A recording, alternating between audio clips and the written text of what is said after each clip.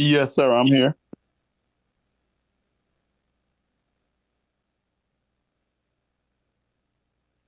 Yes, that's a yay for me.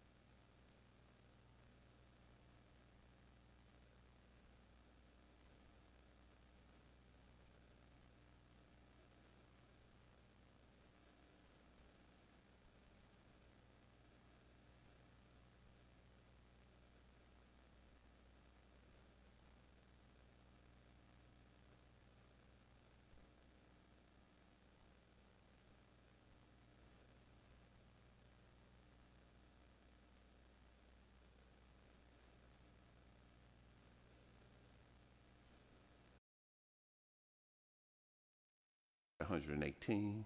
Good intent calls, we had 478. False alarm and false calls, we had 188. Severe weather and natural disaster, we had 10. And special incident types, we had 5, totaling 2,629 incidents. When you look at it from a percentage standpoint, this illustration shows that our rescue and emergency medical was just under 61% of the calls that we serviced. And when you look at the good intent calls, it was 18%, followed by our fire calls, which was at 5.2%, then followed by our service calls, which was just under 4.5%, and then our hazardous calls, which was at 3.58%, then followed by our severe weather and natural disaster calls, 0.38%, special incident type calls, 0.19%, and the overpressure rupture incidents at 0.08%.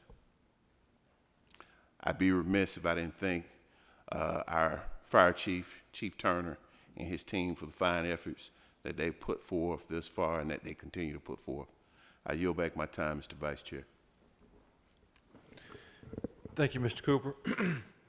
All right, at this time, we'll move on to unfinished business, which we have none. And then item number 8 is the consent agenda. It's a long one, but I want you to note in red that it is noted that all contracts on the consent agenda are budgeted. So we wouldn't be discussing individual items for funding. These are all budgeted type items. So with that, I'll entertain a motion to approve the consent agenda.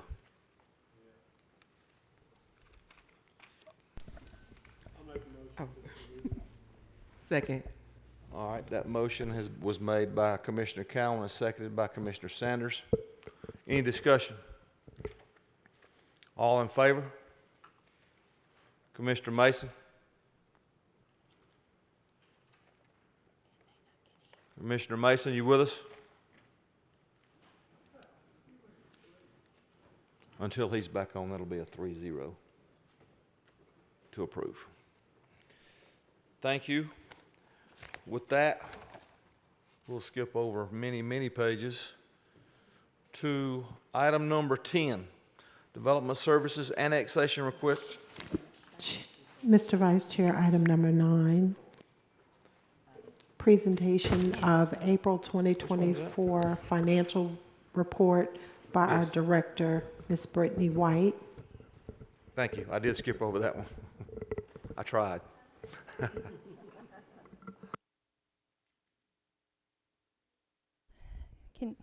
Can you hear me? Okay. Good evening. Tonight I will be presenting the April 2024 financial report. So April does make the 10th month of our fiscal year.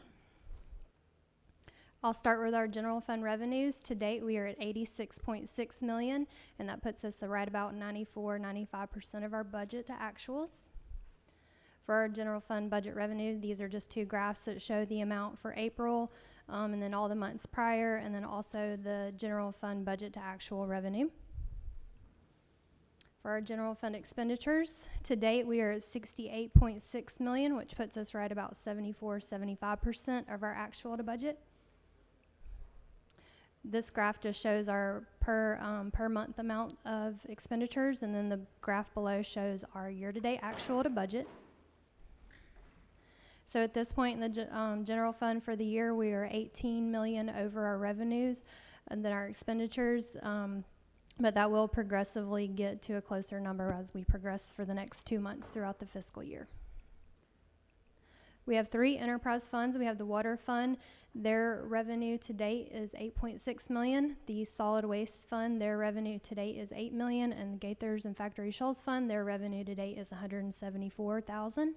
The expenses to date for the water fund are $5.5 million. The expenses to date for solid waste fund are $4.8 million. And for the Gaithers and Factory Shells fund, $210,000. We have 3 active SPLOST. The 2011 SPLOST has 1 project remaining, which is the historic jail, and that one is in progress, so should wrap up here pretty soon.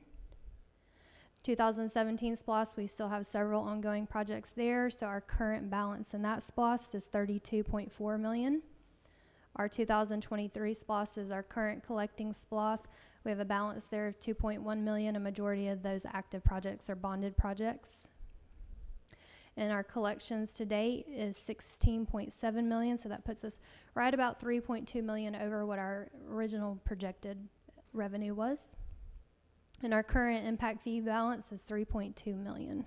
Any questions? Commissioner Sanders. Thank you so much, Mr. Vice Chair. I have a couple of questions. How much do we receive in taxes from Airbnb? That would be in our hotel motel fund tax, and I don't usually put that on the financials, but I can get that for you. Okay, great. And I know we received money from the opioid case.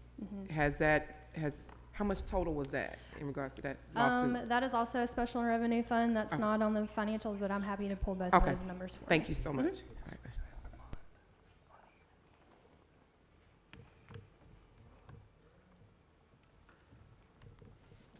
Any more questions? Commissioner Mason, any questions for Brittany? No, sir. No question. All right, thank you. With that, we'll move on this time to item number 10. And our county attorney will cover that item with us from the podium. Good evening, and thank you. I'm going to try to be quick since we're moving along so well, but there is a lot of information I need to give you. As you are aware, we have received a notice of a proposed annexation for the City of Porterdale. What the Georgia law requires is that when a city receives an application for annexation, they are required to give notice to the county. This application includes a request to rezone the property, which means the county has an opportunity to consider the proposal and assert an objection to the proposed annexation and rezoning. If the county does object to the proposal, there is an arbitration process that's governed by the Department of Community Affairs. We have to present evidence, the city presents evidence, the Department of Community Affairs makes a final determination. The request is for the annexation of roughly 390 acres. If you look in the screen in front of you, that property extends from nearly I-20 all the way down to the City of Porterdale. It roughly follows Dina Pace Road or Dina Pace Road. I'm not sure how to pronounce it. It is made up of 4 separate parcels, and in order to annex property, you must be contiguous to existing city property, and you can see on the map sort of the southwestern corner of the property highlighted in blue, which is the property to be annexed. They are contiguous to what was the golf course on Crowell Road. I don't remember what that golf course was called, but it was annexed a couple of years ago. So it does appear that the property is contiguous to existing city boundaries. The proposal to rezone the property is to rezone the property from the county's R2 zoning ordinance to the City of Porterdale's R3 zoning ordinance. So under the current zoning in the city, or in the county, I'm sorry, under the R2 zoning, the minimum lot size is going to be 35,000 square feet. The property is also located in the Yellow River Watershed District, and what that calls for are setbacks from any water body, the creek that runs through, the river that runs through the Yellow River. There'll be setbacks there. The future land use map, the future land use map a little further down designates this property as rural, that's the one, rural residential, which is the area you see in the tan color. It also delegates or assigns certain property to the recreation conservation area, which is what you see in the green property, and there's agricultural and forestry, which is the really dark green. Now, the reason you see so much recreation and conservation on that map, and again, the property to be annexed is highlighted in blue, the existing city is that kind of purple color. Scroll down to the next page if you wouldn't mind. The reason so much of that property is shown as recreation conservation is because on this map in the blue area, that is property that is floodplain, and the sort of greenish area is property that are wetlands. So a large portion of this property is covered by either floodplain or wetlands, and as a result is largely undevelopable.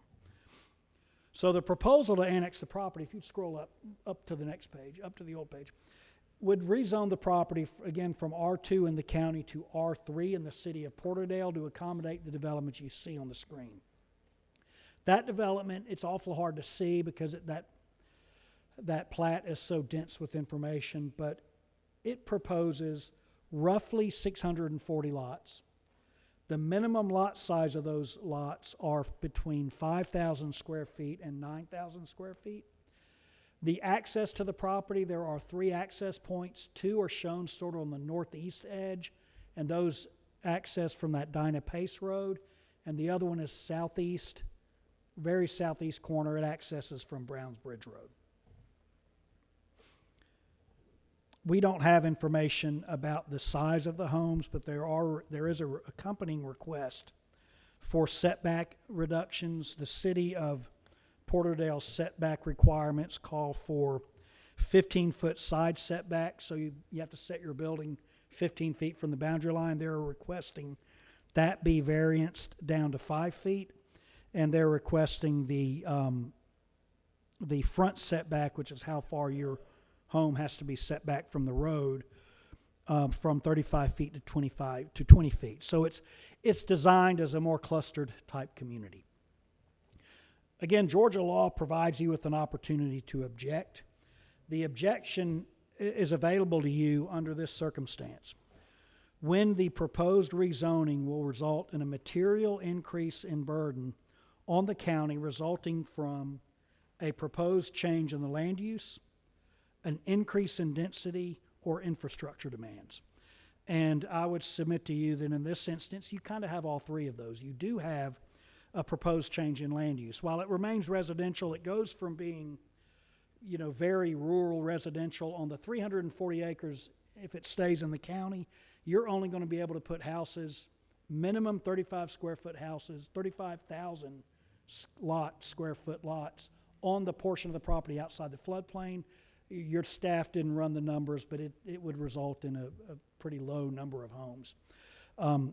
The new proposal is, again, 640 some odd lots. So they took the entire development, squished the lots, put them on the good land. Another basis for an objection is an increase in density. So again, without running the numbers, we didn't do a design for a subdivision in the county, but the density would be well under 1 unit per acre in the county. It would probably be less than 2 or 3 units per, or less than half a unit per acre. The gross density, if you count the floodplain, if this proposal is approved, will be 1.6 units per acre. If you exclude the floodplain, it'll be more in the neighborhood of 5 to 7 units per acre.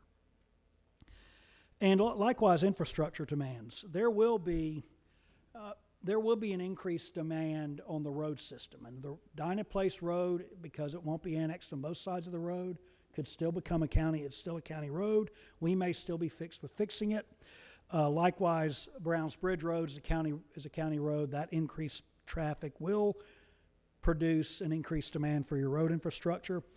The fire department has reviewed this. They have expressed some concern about both water supply and water pressure as a result of this many homes going in that area. And they've also expressed a concern just about their ability to provide necessary fire services to that dense of a subdivision in that location. It would probably require both additional apparatus trucks and possibly another fire station. I don't know what your long-term plan for fire stations is in the area. And obviously there's the other increase in demands that come from this, just the increase in general demand for government services. It's also sort of falling under all of these. This proposal is inconsistent with your future land use map. All of your services, all of your master planning for long-term services and long-term planning originate out of your future land use map. So part of your comprehensive planning includes that map, and you conduct your comprehensive planning based on what you expect to see under your future land use map. And this proposal does not conform to the future land use map. All of that said, there is a sufficient basis to assert an objection. I can't speak to how the Department of Community Affairs will rule when they hear evidence. Who knows? But the procedure would be, if you assert an objection today, we notify the city. and then we notify the Department of Community Affairs. They schedule an arbitration. There's an informal discussion process that we will undertake, and at some point, if that's unsuccessful in resolving any concerns that the Board of Commissioners have, we would have an arbitration hearing before the Department of Community Affairs. This is time sensitive.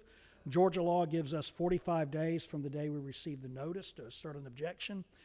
This is the last meeting before the 45 days expire, and since we canceled the last meeting, we lost one opportunity to present it. So we're under a bit of a gun. We must vote tonight.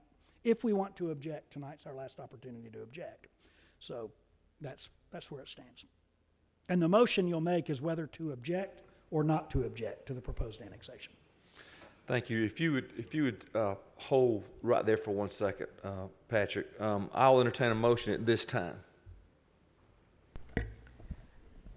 Mr. Vice Chair, I will motion to object this proposal in regards to the annexation. I'll second that. Discussion. Is there any discussion? Can you hear me okay? I can hear you. I don't think anybody else can. Okay. I'd actually like to make a substitute motion that we actually table this matter, and we go back to the City of Porterdale in regards to this, because for one, I'm not really favorable on annexations. When I see annexations come before the Board of Commissioners, what that does is the municipalities are basically taking the land away from the county. And when they do that, it's not, now they no longer have to fit into the zoning requirements that's set up by the county. And so we kind of want to make sure that the land that we have is meeting those zoning requirements of the county. So I would like to make a motion that we, or a substitute motion, that we actually table this for another 30 days, allow our development services to go back to Porterdale, explain to them the ramifications of what this can cause, and see if that applicant is willing to work with the county instead of annexing it through Porterdale. Commissioner Mason, you probably couldn't hear the county attorney state that we were under a time constraint and we no longer have the luxury of tabling. But what we do have is we can object tonight and withdraw our objection within a couple of weeks if we so want, if we wanted to, after we've done other research and even consulted with Commissioner Henderson. So we don't have the option of tabling that tonight. Okay, so our county attorney is telling us that we can withdraw the objection if necessary, if once we go back and have the conversation with the City of Porterdale, or even if the applicant chooses to withdraw their annexation, we can actually do that in a shorter time frame versus tabling. Yes, that's correct. Oh, okay. So I'm definitely okay with that. So I will move forward with objecting to this as well. okay. Does he need to formally withdraw his? Please do a formal withdrawal of your secondary motion, please. Absolutely. So I'd like to take this opportunity to withdraw my substitute motion of tabling this particular matter and moving forward with the initial motion. All right, thank you. Any more discussion? Yes. Do you want to go? Yeah, go ahead. Commissioner Cowan. Thank you, Mr. Chairman. As a general rule, I'm not opposed to annexations. However, this is not a good one, and it's too dense. It's going to cause some problems down the road for the county. They've got to redesign this before I would be supportive of it. Thank you. Thank you. Commissioner Sanders. Being one of the commissioners that's on the western side and where this is going to be, actually before redistricting, this was my district. And now it's Commissioner Henderson. So a lot of residents I definitely care about on this side who will not want this in the area. And the reason why, I'm going to say this. I just had a conversation with our chief in regards to we need another fire station on that side. I've had a conversation with the chiefs before on the density. I've watched homes burn down to the ground because we didn't have the adequate amount of safety. We also haven't even had a discussion with law enforcement. That's adding more people on a dense area that they have to protect. We have to always include, we need to include fire and law enforcement in these conversations when we build in these dense areas. As I stated, I stay in a subdivision with 922 units, one way in, one way out. We haven't fixed that. We need to fix it, guys. And so there are issues. I've watched houses burn down in that subdivision. I've watched the fire services come through there. I watched the law enforcement come through there, and they only can come one way in. And so we have to fix the west side. We have to do smart growth. If we continue to keep approving these type of developments and not putting the parameters in place, we're going to always have issues in trying to fix them at the end. We have to be a proactive government and not a reactive government. Thank you, Commissioner Sanders. So, Commissioner Sanders mentioned made a good point about law enforcement. I believe it was several meetings, several months ago maybe, that Sheriff Brown stood before us and asked us to consult him when we started looking at these. That probably, I don't know that was or was not done, but if it's annexed into the City of Porterdale, even the City of Porterdale Police would have by road to this subdivision at least 3 miles. That's right. By road to get before they could ever get to this subdivision. So assuming they don't keep anyone in the development, you've got a law enforcement issue there as well. So we have a motion and a second on the floor. All in favor of the objection? Commissioner Mason? Yes, I'm in favor of the objection. That's 4-0. Thank you. Thank you, Patrick.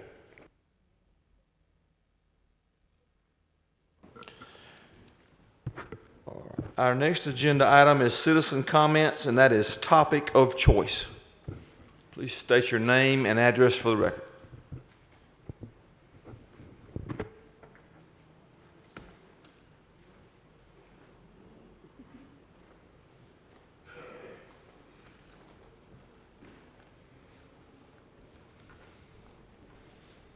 Kim Young, 297 Crow Road. I'm not exactly sure what I'm doing. Is this just topic of choice like anything in the county? Okay. The county is kind of ratty looking, especially, you know, I live on the west side, and you drive around and the grass along the, you know, roads are knee high, the trash along the, at the red lights, at the little dividers. You go out 278 heading like to 142 roundabout, and the weeds and everything. I mean, it's just an eyesore. We want people coming in for stuff. You get in town, you know, it looks okay, but, you know, we travel around a lot. We go to Rockdale, we go to Gwinnett, we go to Jefferson County and whatnot, and you drive through these counties, and the county streets, the roads and everything are nice and clean, you know, and it's embarrassing. You know, I realize the Oaks is in Porterdale city limits, but, you know, whatever, it's under foreclosure, whatever. It's terrible. The weeds are, you know, almost head high. I know they're fixing to burn the house that butts into it, so they finally cleared all the pine trees that were head high down, you know, but the county does not look good. It's an eyesore. So something needs to be done about getting people out, getting things cleaned up, and you can't tell me that you can't find people that, you know, don't want to work. My son's been hunting for a job for months, and everybody, you know, gives him no reason, you know, but people want to work, and to use the excuse that we can't find people to do it, but it looks terrible. You know, just drive around and look, the trash, everything. It's bad, and we need to do something about it before we start putting all these subdivisions in. Thank you. Anyone else?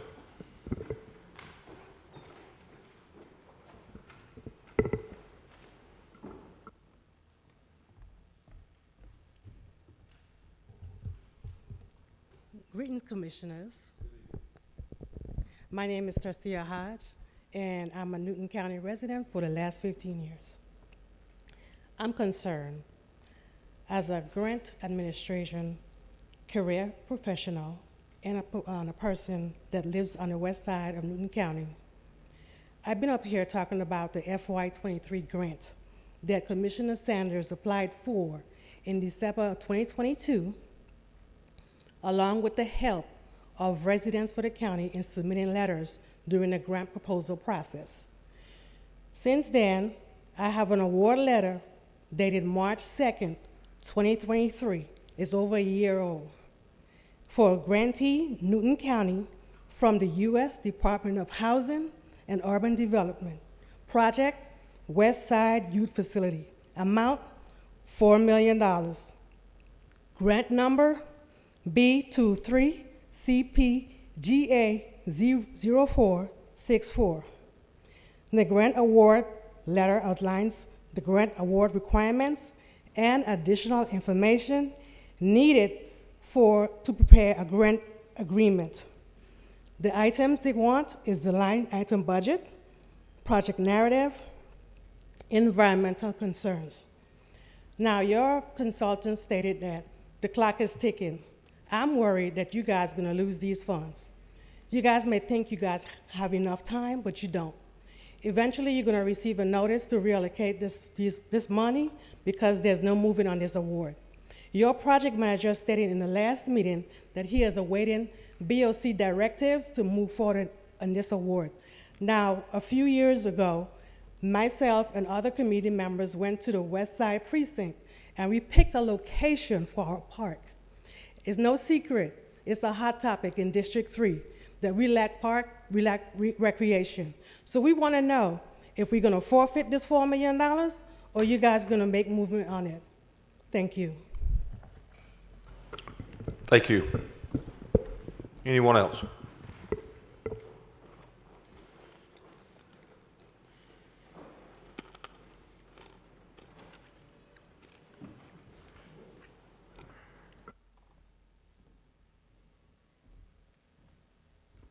You know, my name is Thomas Buckner, 650 Fleeter Drive.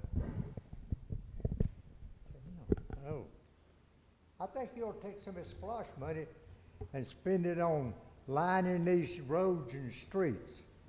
In the city is bad. I mean, every one of them needs lining. And the county just about as bad. You ain't spending no money at all on the roads. You're wasting it on all other things. Like a $98,000 treehouse, something like that, you can spend money on. But let's get some of these roads lined. It don't cost all that much. I don't reckon. Thank you. Anyone else? With that, we will move to commissioner comments, and we'll start with Commissioner Cowan. Thank you, Mr. Chairman. I did get a chance to go out and look at Spring Hill Park, and I am extremely proud of that, and I'm sure all the citizens out there are too. That is becoming a very, very nice model for a park in Newton County. And I just think it's going to be a great asset for that neighborhood out there. And if any of y'all get a chance to go take a look at it, you should. It's really nice. Thank you. Thank you. Commissioner Sanders. Thank you so much. It was interesting that my neighbor mentioned about the cutting of the grass, because that was on the top of my list to talk about today. As I've been going around the county, I try to drive around my district area probably like once a month, but of course during this campaign season, I'm around it a lot more. And I noticed that certain sides are very nice and certain sides are not. And so we definitely need to work on that, because I'm starting to see the weeds almost to my chest, and that's a problem. So we need to figure out why certain areas, and maybe the neighbors are cutting their areas. That could be it. I don't know.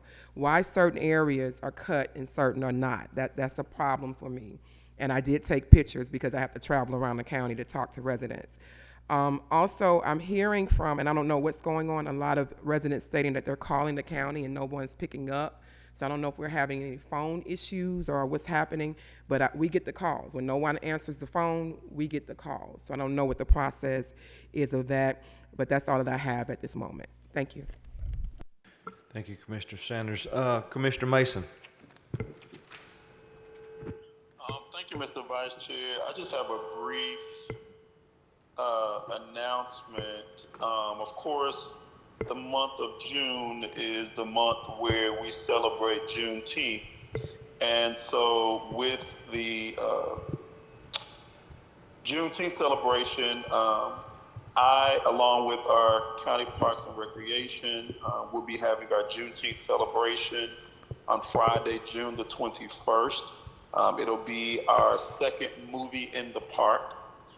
For this month, we celebrated Cinco de Mayo in May, and did a movie in the park at Denny Dobbs Park. And so in June, on Friday, June the 21st, at Denny Dobbs Park, we will be having our movie in the park, Juneteenth celebration, and we'll actually be watching Black Panther. So we're asking everybody to come out. June 21st, the movie will start at dusk. So as it starts getting dark, we will begin the movie. Bring your lawn chairs, your blanket, your movie snacks. There will be vendors there as well. So if you want to purchase from the vendors or bring your own food, you're definitely more than happy to do that. It is a great time of community. It is a free event, free community event. And so I just wanted to take this opportunity to invite everyone out to our Juneteenth celebration on Friday, June 21st. Movie in the park at Denny Dobbs Park. And if you can people can get there as early as 6 o'clock if they choose to, for any activities that's going to be taking place. Thank you so much, Mr. Vice Chair. Thank you, Commissioner Mason. And I'll finish up with, it's funny, we mentioned trash and the cutting of the grass, that I get quite a few calls from within my district. And I drove out 81 the other side of Porterdale into that part of District 1, and I noticed the trash, but I was able to I worked with DOT to get that cut. And you have to understand, 81 is a state highway. The county cannot cut the grass on that highway, and they're not supposed to pick up trash on that highway, or 278 or 142. I believe our county personnel do pick up trash on state highways. I can't swear to that, but I believe they do occasionally when it gets bad. But we can't, our grass cutting on the county roads, the grass is growing now. It doesn't grow year round, but it's growing now, and we've only got a limited number of mowers and a limited number of people that can run those mowers. And I've noticed when they set up in an area, they're there for a week, and then they pick up and they move to another area. I know when they come through my way, I noticed the vehicle, the machinery down around for a couple of days, 3 days. But this morning when I walked the road I live on, after you get off the dirt road, the paved road I live off of, if a deer were on the side of the road, you could not see the deer, like Commissioner Sanders mentioned. It's high. But I know our roads department is working as hard as they can work. We've got the Notify Newton when it gets out of hand. We've got Notify Newton. I use it quite a bit for other things. And the last thing I want to say is I noticed a lady this morning, and I see her every morning. She walks every morning. I'm on my way to the office. I see her walking and picking up trash at where her subdivision dumps out onto the main highway. And she was picking up trash this morning. I noticed a huge box and a big burlap sack of trash she had picked up. So I drove on for about a mile, and I couldn't live with myself. So I had to go back, and she's getting her exercise. So I have a hang tag. So I went back and we put the trash in the back of my truck. But that young lady, that lady walks every day, and takes ownership for her neighborhood. And I'm not saying everybody can do that. Not everybody's able to do that. A lot of people have to work. This lady's retired, but we can't legislate people throwing trash out. We can't put legislation in place that prevents people from throwing trash out. And I don't think a lot of it's intentional, because when you get near a convenience center especially, you notice the trash picks up, because they're headed to that convenience center and it's on the back of their truck or on the top of their car, and it blows off, and they don't know it, or they know it and they don't go back and get it. So we've got those issues. So all we can do is ask citizens, all we can do is ask our trash personnel in the county to do what they can, and they're working. I see them all the time, all over the county. They're working all the time, but we have to ask our citizens to take some ownership too, without throwing trash out the window. And I see kids do it. I may have done it when I was a kid. I don't recall. I don't think so. I hope I didn't. We just throw a McDonald's bag out the window. So we have to take some ownership of that. And we have to ask our county employees to give us all they've got, and I believe they are, on the trash and the grass front. So I just wanted to lend some clarity to that, to your comments, ma'am. But keep in mind, the state highways are off. I don't want to say off limits, but we're not. Our insurance don't pay if something happens. Let's just put it that way on a state highway. That's the state of Georgia. We do have DOT contacts sometimes that work, and sometimes they don't. So all we can do is all we can do. And if you'll reach out to your commissioner, I'm sure they'll help you if they can. With that, do we have any executive session tonight? No, sir. I'll entertain a motion to adjourn the meeting. So move. Motion and a second. Commissioner Sanders and Commissioner Cowan. All in favor? Commissioner Mason? 4-0. Meeting adjourned. Man, my goal was 8 o'clock.